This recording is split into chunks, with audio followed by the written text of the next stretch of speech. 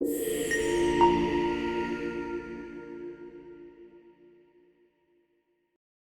Occurrence at Owl Creek Bridge by Ambrose Bierce.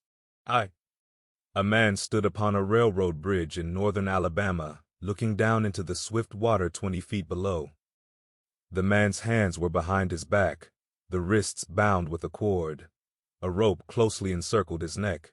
It was attached to a stout cross-timber above his head, and the slack fell to the level of his knees. Some loose boards laid upon the ties supporting the rails of the railway supplied a footing for him and his executioners, 2 private soldiers of the Federal Army, directed by a sergeant who in civil life may have been a deputy sheriff. At a short remove upon the same temporary platform was an officer in the uniform of his rank, armed. He was a captain. A sentinel at each end of the bridge stood with his rifle in the position known as support, that is to say, vertical in front of the left shoulder, the hammer resting on the forearm thrown straight across the chest, a formal and unnatural position, enforcing an erect carriage of the body. It did not appear to be the duty of these 2 men to know what was occurring at the center of the bridge. They merely blockaded the 2 ends of the foot planking that traversed it. Beyond one of the sentinels, nobody was in sight. The railroad ran straight away into a forest for 100 yards, then, curving, was lost to view. Doubtless there was an outpost farther along. The other bank of the stream was open ground, a gentle slope topped with a stockade of vertical tree trunks, loopholed for rifles, with a single embrasure through which protruded the muzzle of a brass cannon commanding the bridge. Midway up the slope between the bridge and fort were the spectators, a single company of infantry in line at parade rest, the butts of their rifles on the ground, the barrels inclining slightly backward against the right shoulder, the hands crossed upon the stock. A lieutenant stood at the right of the line, the point of his sword upon the ground, his left hand resting upon his right. Excepting the group of 4 at the center of the bridge, not a man moved. The company faced the bridge, staring stonily, motionless. The sentinels, facing the banks of the stream, might have been statues to adorn the bridge. The captain stood with folded arms, silent, observing the work of his subordinates, but making no sign. Death is a dignitary who, when he comes announced, is to be received with formal manifestations of respect, even by those most familiar with him. In the code of military etiquette, silence and fixity are forms of deference. The man who was engaged in being hanged was apparently about 35 years of age. He was a civilian, if one might judge from his habit, which was that of a planter.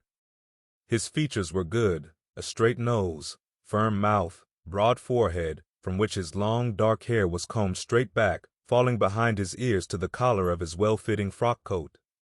He wore a mustache and pointed beard, but no whiskers. His eyes were large and dark gray, and had a kindly expression which one would hardly have expected in one whose neck was in the hemp. Evidently this was no vulgar assassin. The liberal military code makes provision for hanging many kinds of persons, and gentlemen are not excluded. The preparations being complete, the 2 private soldiers stepped aside and each drew away the plank upon which he had been standing. The sergeant turned to the captain, saluted, and placed himself immediately behind that officer, who in turn moved apart 1 pace. These movements left the condemned man and the sergeant standing on the 2 ends of the same plank, which spanned 3 of the cross ties of the bridge. The end upon which the civilian stood almost, but not quite, reached a 4th. This plank had been held in place by the weight of the captain.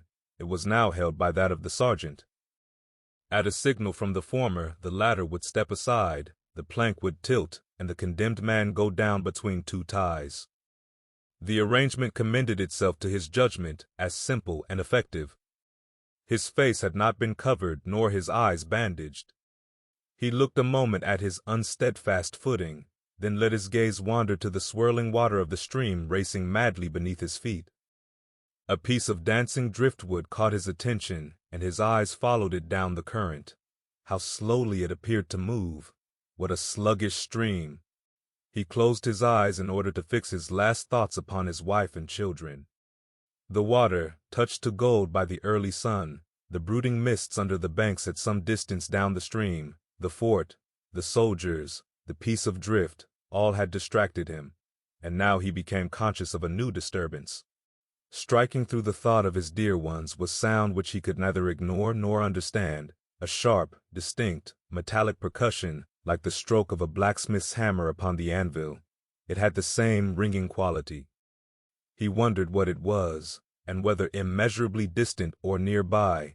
It seemed both. Its recurrence was regular, but as slow as the tolling of a death knell. He awaited each new stroke with impatience and, he knew not why, apprehension. The intervals of silence grew progressively longer. The delays became maddening. With their greater infrequency, the sounds increased in strength and sharpness. They hurt his ear like the thrust of a knife. He feared he would shriek. What he heard was the ticking of his watch. He unclosed his eyes and saw again the water below him. If I could free my hands, he thought, I might throw off the noose and spring into the stream. By diving, I could evade the bullets and, swimming vigorously, reach the bank, take to the woods, and get away home. My home, thank God, is as yet outside their lines. My wife and little ones are still beyond the invaders' farthest advance. As these thoughts, which have here to be set down in words, were flashed into the doomed man's brain rather than evolved from it, the captain nodded to the sergeant. The sergeant stepped aside. 2. Peyton Farquhar was a well-to-do planter of an old and highly respected Alabama family. Being a slave owner and, like other slave owners, a politician, he was naturally an original secessionist and ardently devoted to the Southern cause. Circumstances of an imperious nature, which it is unnecessary to relate here, had prevented him from taking service with that gallant army which had fought the disastrous campaigns ending with the fall of Corinth, and he chafed under the inglorious restraint, longing for the release of his energies, the larger life of the soldier, the opportunity for distinction. That opportunity, he felt, would come, as it comes to all in wartime. Meanwhile, he did what he could. No service was too humble for him to perform in the aid of the South, no adventure too perilous for him to undertake if consistent with the character of a civilian who was at heart a soldier, and who in good faith and without too much qualification assented to at least a part of the frankly villainous dictum that all is fair in love and war. One evening, while Farquhar and his wife were sitting on a rustic bench near the entrance to his grounds, a gray-clad soldier rode up to the gate and asked for a drink of water. Mrs. Farquhar was only too happy to serve him with her own white hands. While she was fetching the water, her husband approached the dusty horseman and inquired eagerly for news from the front. "The Yanks are repairing the railroads," said the man, "and are getting ready for another advance. They have reached the Owl Creek Bridge, put it in order, and built a stockade on the north bank. The commandant has issued an order, which is posted everywhere, declaring that any civilian caught interfering with the railroad, its bridges, tunnels, or trains will be summarily hanged. I saw the order." "How far is it to the Owl Creek Bridge?" Farquhar asked. "About 30 miles. Is there no force on this side of the creek?" "Only a picket post half a mile out, on the railroad, and a single sentinel at this end of the bridge. Suppose a man, a civilian and student of hanging, should elude the picket post and perhaps get the better of the sentinel," said Farquhar, smiling. "What could he accomplish?" The soldier reflected. "I was there a month ago," he replied. "I observed that the flood of last winter had lodged a great quantity of driftwood against the wooden pier at this end of the bridge. It is now dry and would burn like tinder." The lady had now brought the water, which the soldier drank. He thanked her ceremoniously, bowed to her husband, and rode away. An hour later, after nightfall, he repassed the plantation, going northward in the direction from which he had come. He was a Federal scout. 3. As Peyton Farquhar fell straight downward through the bridge, he lost consciousness and was as one already dead. From this state he was awakened, ages later, it seemed to him, by the pain of a sharp pressure upon his throat, followed by a sense of suffocation.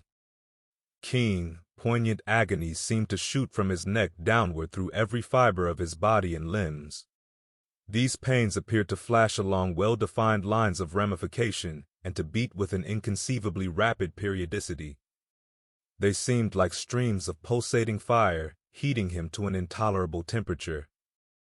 As to his head, he was conscious of nothing but a feeling of fullness, of congestion. These sensations were unaccompanied by thought. The intellectual part of his nature was already effaced. He had power only to feel, and feeling was torment. He was conscious of motion.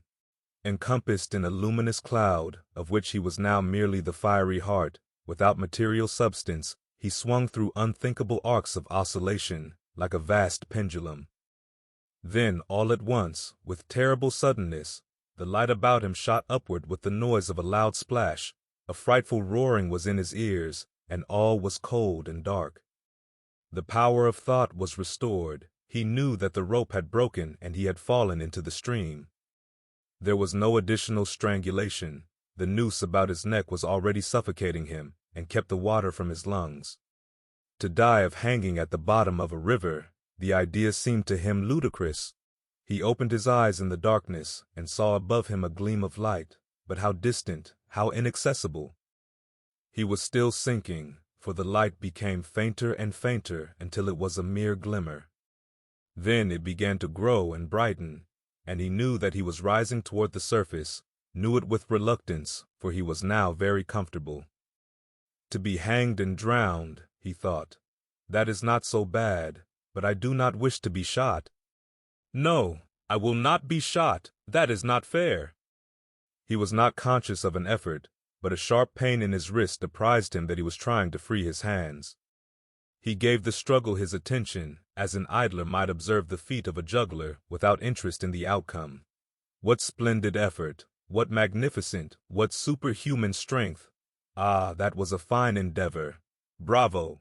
The cord fell away, his arms parted and floated upward, the hands dimly seen on each side in the growing light. He watched them with a new interest, as first one and then the other pounced upon the noose at his neck. They tore it away and thrust it fiercely aside, its undulations resembling those of a water snake. "Put it back! Put it back!" He thought he shouted these words to his hands, for the undoing of the noose had been succeeded by the direst pang that he had yet experienced. His neck ached horribly, his brain was on fire, his heart, which had been fluttering faintly, gave a great leap, trying to force itself out at his mouth. His whole body was racked and wrenched with an insupportable anguish. But his disobedient hands gave no heed to the command. They beat the water vigorously with quick, downward strokes, forcing him to the surface. He felt his head emerge, his eyes were blinded by the sunlight, his chest expanded convulsively, and with a supreme and crowning agony his lungs engulfed a great draught of air, which instantly he expelled in a shriek. He was now in full possession of his physical senses. They were, indeed, preternaturally keen and alert. Something in the awful disturbance of his organic system had so exalted and refined them that they made record of things never before perceived. He felt the ripples upon his face and heard their separate sounds as they struck. He looked at the forest on the bank of the stream, saw the individual trees, the leaves and the veining of each leaf. He saw the very insects upon them, the locusts, the brilliant-bodied flies, the gray spiders stretching their webs from twig to twig. He noted the prismatic colors in all the dewdrops upon a million blades of grass, the humming of the gnats that danced above the eddies of the stream, the beating of the dragonfly's wings, the strokes of the water spider's legs, like oars which had lifted their boat. All these made audible music.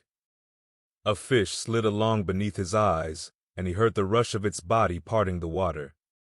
He had come to the surface facing down the stream. In a moment the visible world seemed to wheel slowly round, himself the pivotal point, and he saw the bridge, the fort, the soldiers upon the bridge, the captain, the sergeant, the two privates, his executioners. They were in silhouette against the blue sky. They shouted and gesticulated, pointing at him. The captain had drawn his pistol, but did not fire. The others were unarmed. Their movements were grotesque and horrible, their forms gigantic.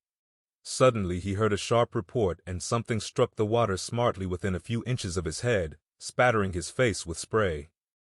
He heard a second report, and saw one of the sentinels with his rifle at his shoulder, a light cloud of blue smoke rising from the muzzle. The man in the water saw the eye of the man on the bridge gazing into his own through the sights of the rifle. He observed that it was a gray eye, and remembered having read that gray eyes were keenest, and that all famous marksmen had them. Nevertheless, this one had missed. A counter-swirl had caught Farquhar and turned him half round. He was again looking at the forest on the bank opposite the fort. The sound of a clear, high voice in a monotonous sing-song now rang out behind him and came across the water with a distinctness that pierced and subdued all other sounds, even the beating of the ripples in his ears. Although no soldier, he had frequented camps enough to know the dread significance of that deliberate, drawling, aspirated chant. The lieutenant on shore was taking a part in the morning's work. How coldly and pitilessly, with what an even, calm intonation, presaging and enforcing tranquility in the men, with what accurately measured interval fell those cruel words. "Company! Attention! Shoulder arms! Ready! Aim! Fire!"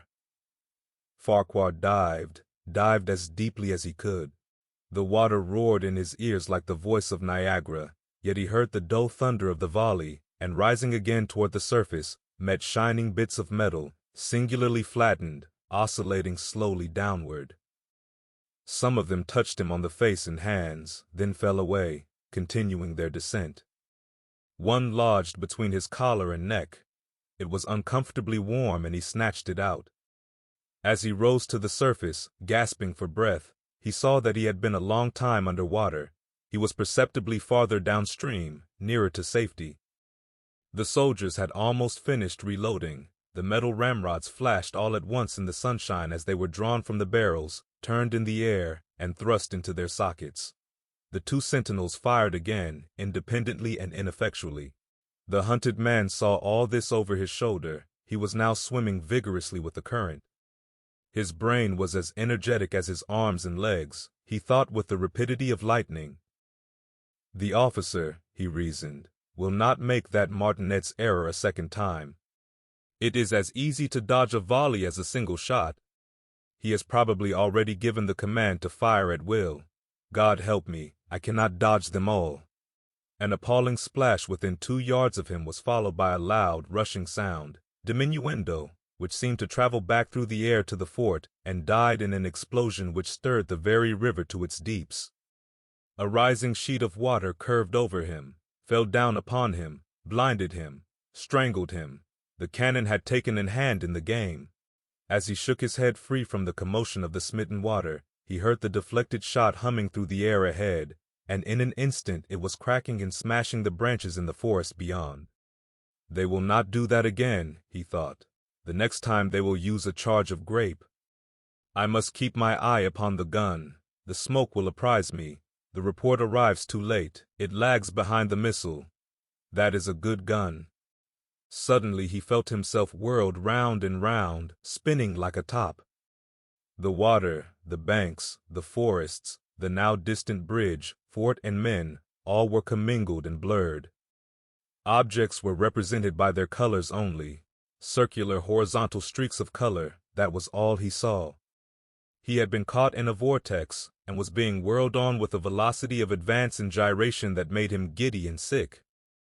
In few moments he was flung upon the gravel at the foot of the left bank of the stream, the southern bank, and behind a projecting point which concealed him from his enemies. The sudden arrest of his motion, the abrasion of one of his hands on the gravel, restored him, and he wept with delight. He dug his fingers into the sand, threw it over himself in handfuls, and audibly blessed it. It looked like diamonds, rubies, emeralds. He could think of nothing beautiful which it did not resemble.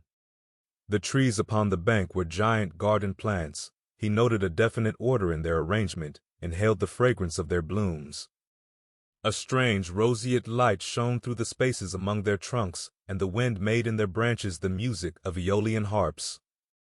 He had not wished to perfect his escape. He was content to remain in that enchanting spot until retaken. A whiz and a rattle of grape-shot among the branches high above his head roused him from his dream. The baffled cannoneer had fired him a random farewell. He sprang to his feet, rushed up the sloping bank, and plunged into the forest. All that day he traveled, laying his course by the rounding sun. The forest seemed interminable. Nowhere did he discover a break in it, not even a woodman's road. He had not known that he lived in so wild a region. There was something uncanny in the revelation. By nightfall he was fatigued, footsore, famished. The thought of his wife and children urged him on. At last he found a road which led him in what he knew to be the right direction. It was as wide and straight as a city street, yet it seemed untraveled. No fields bordered it, no dwelling anywhere. Not so much as the barking of a dog suggested human habitation. The black bodies of the trees formed a straight wall on both sides, terminating on the horizon in a point, like a diagram in a lesson in perspective. Overhead, as he looked up through this rift in the wood, shone great golden stars looking unfamiliar and grouped in strange constellations. He was sure they were arranged in some order which had a secret and malign significance. The wood on either side was full of singular noises, among which, once, twice, and again, he distinctly heard whispers in an unknown tongue. His neck was in pain, and lifting his hand to it found it horribly swollen. He knew that it had a circle of black where the rope had bruised it. His eyes felt congested. He could no longer close them. His tongue was swollen with thirst. He relieved its fever by thrusting it forward from between his teeth into the cold air. How softly the turf had carpeted the untraveled avenue. He could no longer feel the roadway beneath his feet. Doubtless, despite his suffering, he had fallen asleep while walking, for now he sees another scene. Perhaps he has merely recovered from a delirium. He stands at the gate of his own home. All is as he left it, and all bright and beautiful in the morning sunshine. He must have traveled the entire night. As he pushes open the gate and passes up the wide white walk, he sees a flutter of female garments. His wife, looking fresh and cool and sweet, steps down from the veranda to meet him. At the bottom of the steps she stands waiting, with a smile of ineffable joy, an attitude of matchless grace and dignity. Ah, how beautiful she is! He springs forwards with extended arms. As he is about to clasp her, he feels a stunning blow upon the back of the neck. A blinding white light blazes all about him with a sound like the shock of a cannon. Then all is darkness and silence. Peyton Farquhar was dead. His body, with a broken neck, swung gently from side to side beneath the timbers of the Owl Creek Bridge. The end. From everyone at Geo's World, we hope you enjoyed this classic short story from Ambrose Bierce.